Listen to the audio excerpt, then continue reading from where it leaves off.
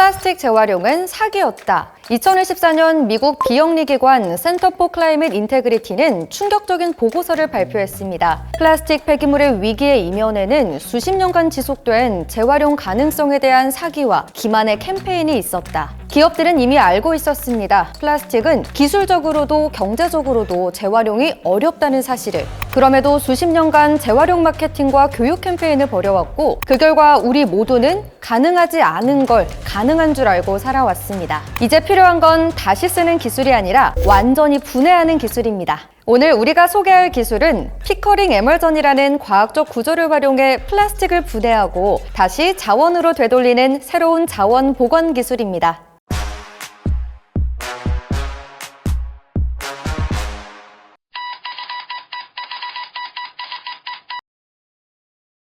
기술은 가능성에서 가치를 만든다. 단지 가능성에서 머무르지 않고 실제로 가치를 만들어낼 기술. 안녕하세요. 돈 버는 기술의 MC 임미아입니다. 오늘은 부산대학교 응용화학공학부 재정호 교수님과 함께합니다. 교수님 어서 오세요. 네, 안녕하세요.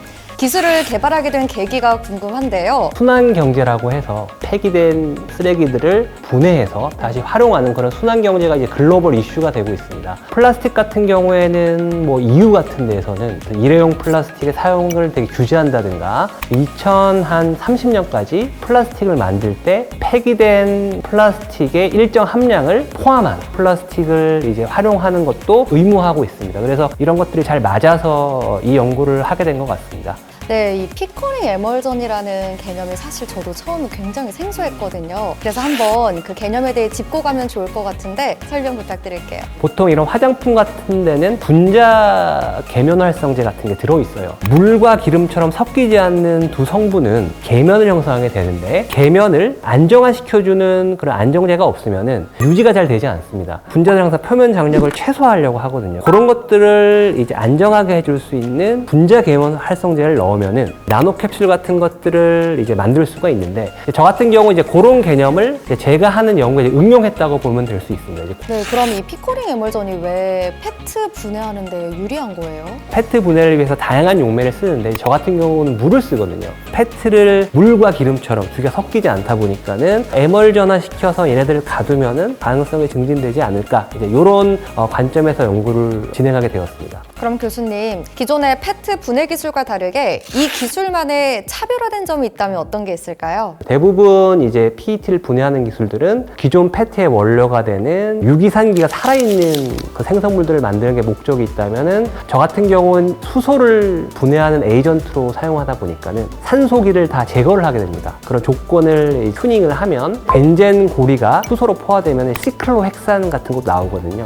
벤젠 톨루엔 자일렌이 기존 플라스틱을 생성하기 위한 기초 화학 원료가 되기도 하고 시클로헥산 같은 그런 화합물들은 옷 만들 때 만든 나일론 같은 원료로도 활용이 가능하거든요. 저는 기존의 분해 기술과는 화학적으로 재활용하는 그런 루트를 개발했다고 생각하셔도 좋을 것 같습니다. 촉매의 반응성을 높이는 게 가장 관건이지 않을까 싶은데요. 그럼 이 피커링 에멀전 내에서 실험적 조건들을 최적화한 부분이 있다면 어떤 게 있을까요? 사실 처음에는 피커링 에멀전을 막 잘 될 거라 예상을 한 건 아닌데 반응 후에 보다 보니까는 요 고체 입자가 초반에 말씀드린 계면 활성제 역할을 해서 안에 이제 기름이 있고 바깥은 물인 나노 버블 같은 것들을 많이 형성한다는 걸 알 수 있었습니다. 이런 현상을 좀 더 옵티마이즈 해보기 위해서 굉장히 친수성이 강하게 만들었어요. 친수를 강하게 만들수록 이 피커링 에멀이 잘 형성이 됩니다. 결론적으로는 그런 사이즈 조절 그리고 표면의 친수성 그런 것들을 잘 배합을 해서 100%에 가까운 화합물들을 만들 수 있었다.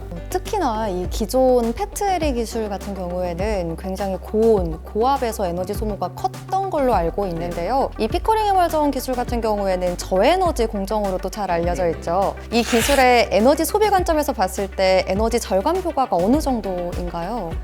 메탄올로시스나 이제 다른 기술들은 균일계 촉매를 쓰게 되는데 물에 녹다 보니까는 반응 후에 분리가 되지 않습니다. 그래서 추가적인 공정이 필요한데요. 저 같은 경우에는 고체 촉매를 사용하다 보니까는 분리하는 기술 없이 반응 후에 액체를 회수를 하면 그 안에 제가 원하는 생성물이 있으니까 그런 측면에서 굉장히 굉장히 이제 에너지 절감, 이제 전체적인 공정을 단순화할 수 있는 장점이 있지 않을까 합니다. 예. 그럼 현재 이 기술에 대해서 산업계, 또 플라스틱 소재나 이런 기업들에서도 관심을 갖고 있겠네요.